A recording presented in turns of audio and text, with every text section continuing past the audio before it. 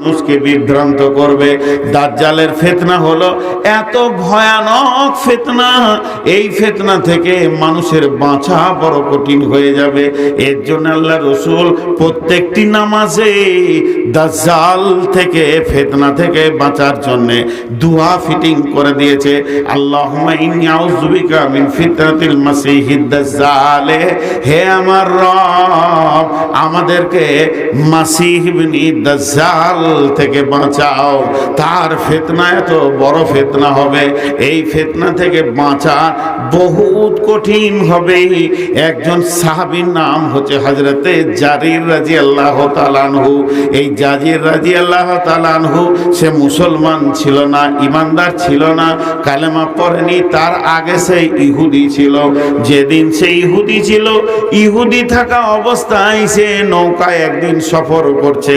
ওই নৌকায় একদিন দুদিন চলতে চলতে এমন সমুদ্রে ঝড় উঠে গেল, এই ঝড়ের কারণে তাদের নৌকা বিভ্রান্ত হয়ে রাস্তা ভুলে গেল। নৌকা গিয়ে একটা পাহাড়ের ধারে ঠেকলো। হযরতে জারির বলছেন, যখন নৌকাটা পাহাড়ের ধারে গিয়ে অবস্থান করলো, আমরা সেখানে লঙ্গর করলাম, নৌকাটাকে বেঁধে দিলাম, বেঁধে দিয়ে একটু চলাফেরা বিচরণ করছি। তারপরে আবার আমাদেরকে নৌকা চালাতে হবে, গন্তব্যে যেতে হবে। কিন্তু এরই মাঝে আমরা দু একজন পাহাড়ে উঠতে শুরু করলাম। পাহাড়ে যেতে যেতে যেতে যেতে একটা মানুষকে দেখতে পেলাম। সেই মানুষটা কেমন, তার মাথা থেকে পা পর্যন্ত লোমে ঢাকা রয়েছে, বড় বড় লোম। তার গোটা শরীরে কিছুই দেখা যাচ্ছে না, এত লোম দিয়ে তাকে ঢাকা রয়েছে। সেই লোকটা বলল, তোমরা কে? বলে, আমরা পানিপথে এসেছি, আমরা রাস্তা ভুলে গেছি। বলে, শোনো, তোমরা যদি আর একটু পাহাড়ের দিকে আগিয়ে যাও, তাহলে দেখবে পাহাড়ের গুহাতে একজন বাঁধা আছে, ওর নাম হচ্ছে দাজ্জাল। সেই দাজ্জালকে পাহাড়ের গুহাতে আমার আল্লাহ বেঁধে রেখেছেন। এই দাজ্জালকে হযরতে জারির বলছে, আমরা গিয়ে দেখা করলাম, তার সঙ্গে কথা বললাম। সে জিজ্ঞেস করলো, আখিরি পয়গম্বর এসেছে কি? বলে, হ্যাঁ এসেছে। ফোরাত নদীর পানি শুকাচ্ছে কি? বলে, হ্যাঁ কমে দিকে আসছে। বলে, সেখানে স্বর্ণের পাহাড় বের হবে, মানুষ বিভ্রান্ত হবে, আর আমার বের হওয়ার টাইম হয়ে যাবে। এর নাম দাজ্জাল। এর জন্য হযরতে রবি মুহাম্মদ রাসূলুল্লাহ সাল্লাল্লাহু আলাইহি সাল্লাম বলছেন, রে হুযায়ফা, দাজ্জালকে তোমরা দেখতে পাবি।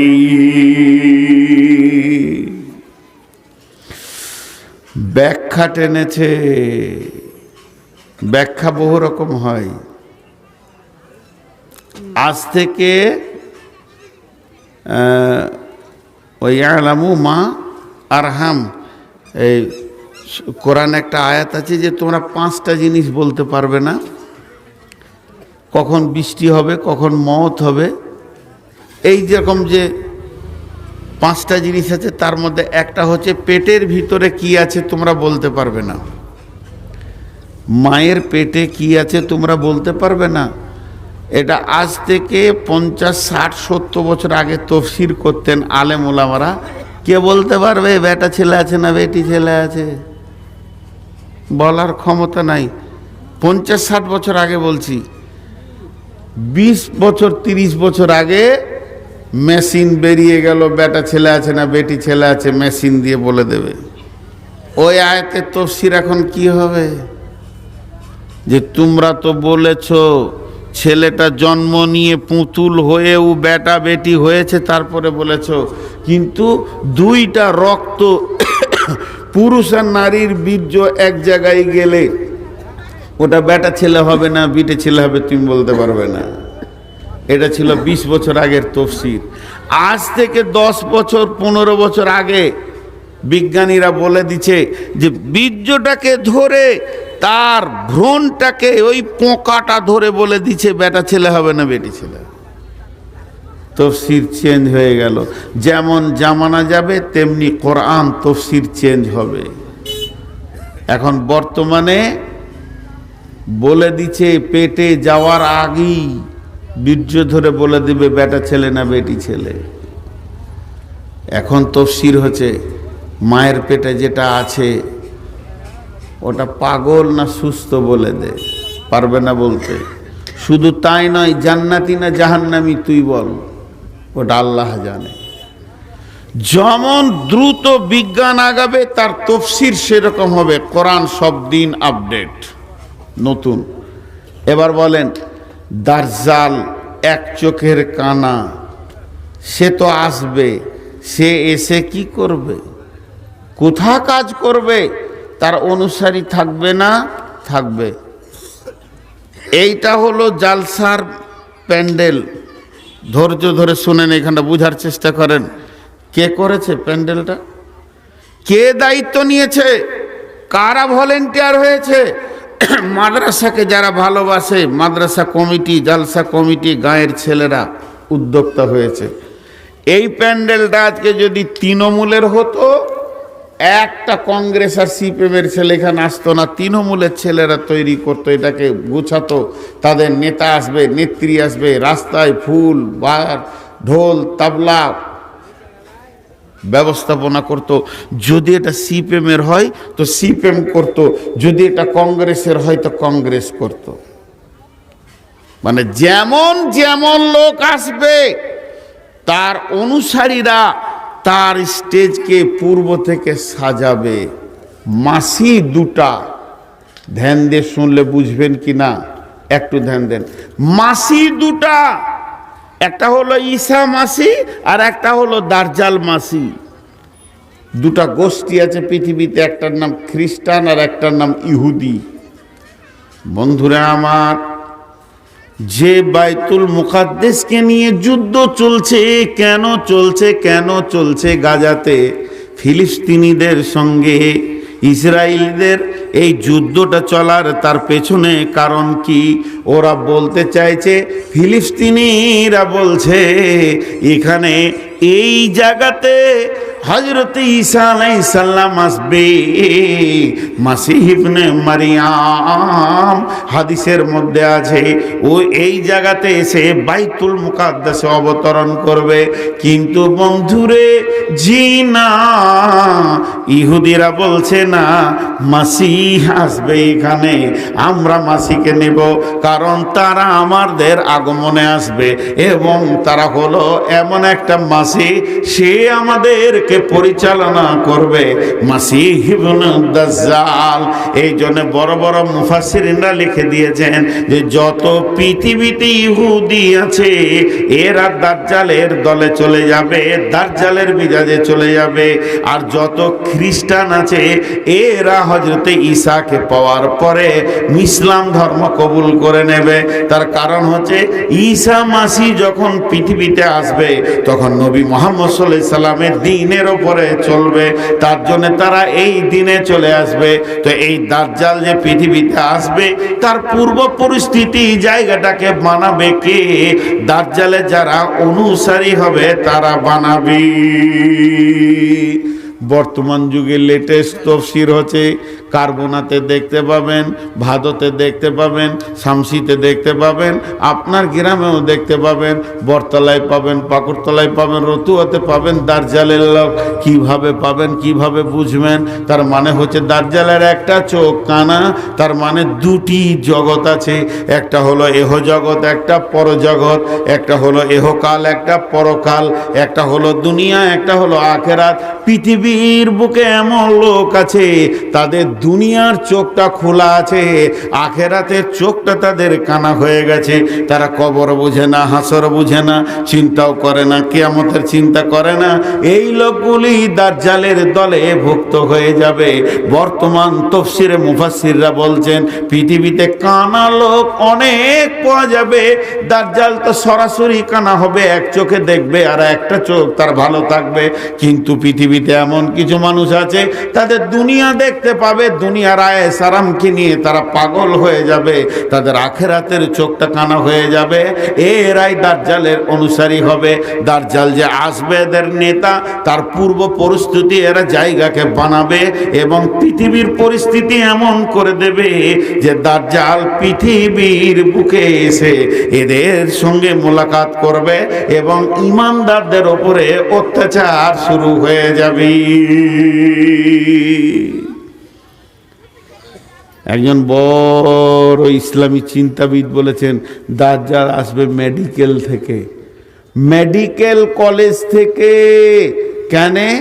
মানুষ তৈরি করানো এখন গবেষণা চলছে এবং সাকসেস হয়েছে।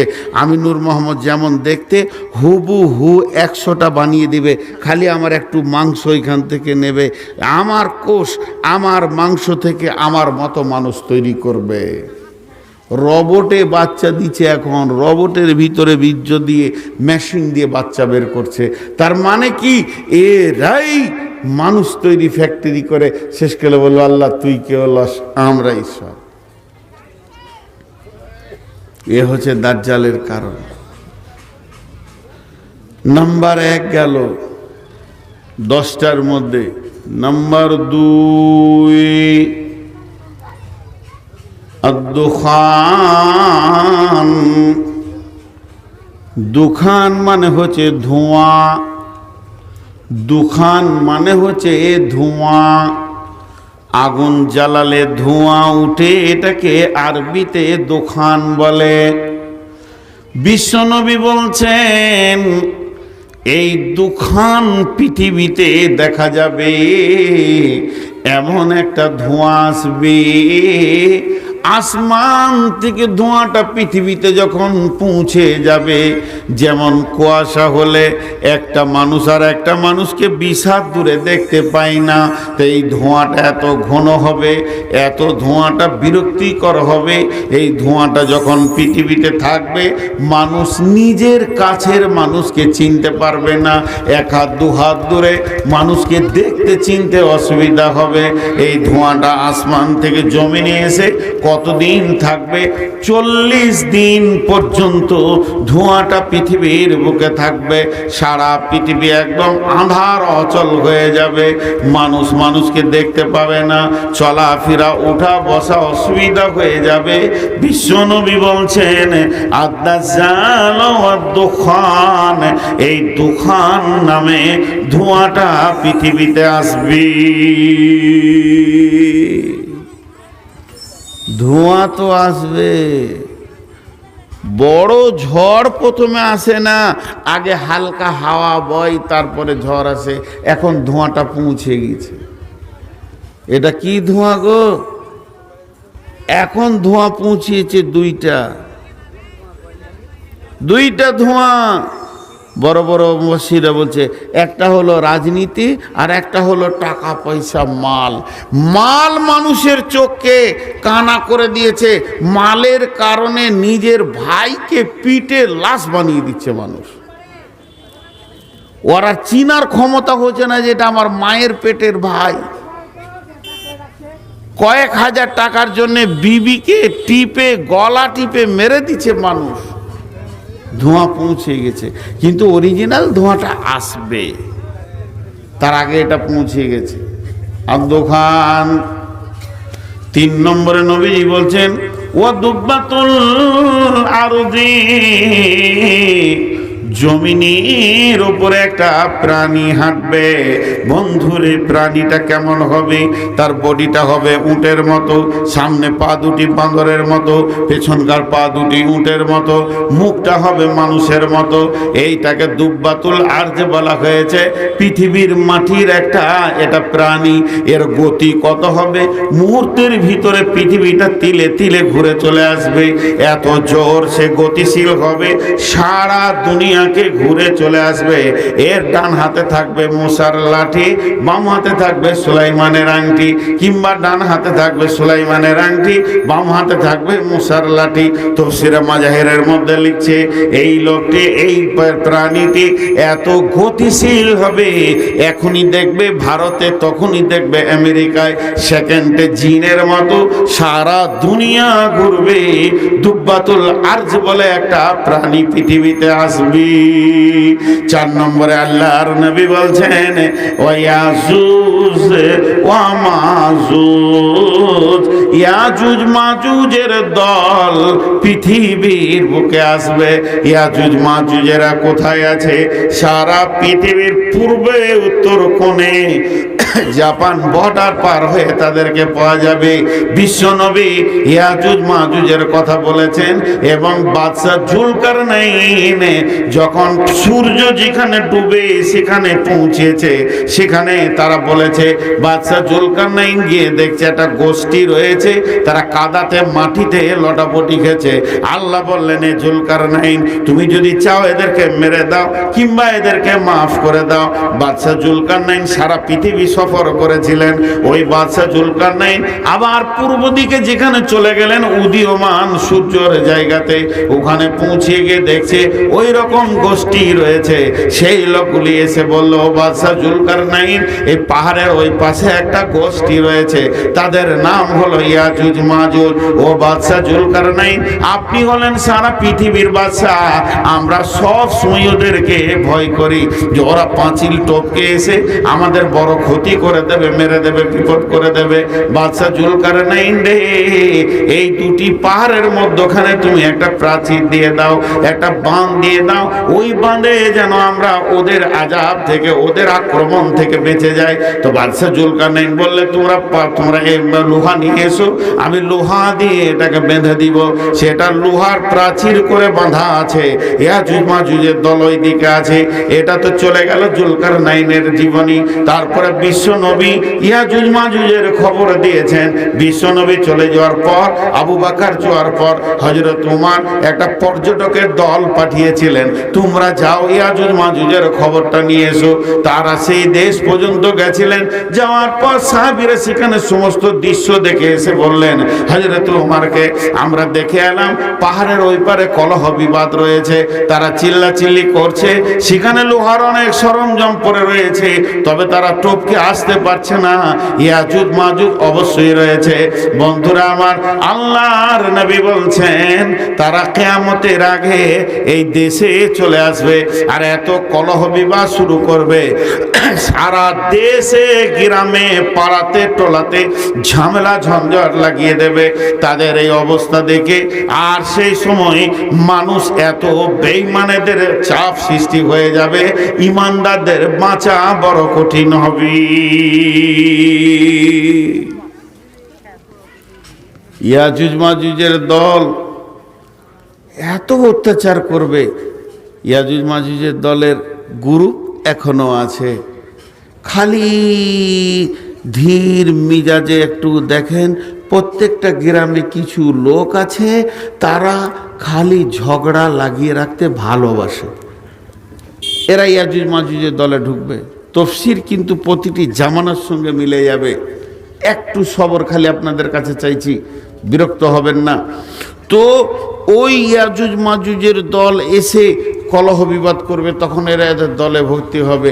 এমন সময় নুজুল ঈসা ইবনে মারিয়ামা 4 নম্বর আলামত হচ্ছে ঈসার ছেলে মারিয়াম আসবে, দুটি ফেরেশতার ঘাড়ে এরকম হাত দিয়ে পশ্চিম দক্ষিণ কোণ থেকে, চতুর্থ আসমান থেকে প্যারাশুটে লোক যেমন জাহাজ থেকে নামে ওরকম তত্তর তত্তর করে নেমে ওই বাইতুল মুকাদ্দিস, যে দেশটাকে নিয়ে ঝামেলা চলছে ফিলিস্তিনে, ওখানে উনি অবস্থান করবেন।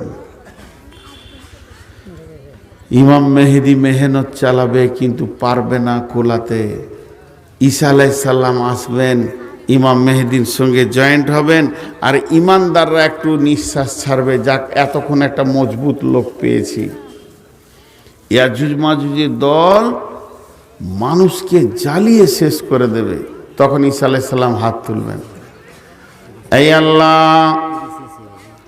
রব্বুল আলামিন, তুমি আখিরি নবীর উম্মতদেরকে বাঁচাও বেঈমানদের হাত থেকে। চোখের পানিতে যখন কেঁদে দোয়া করবেন, এই দোয়াটা কবুল হয়ে যাবে।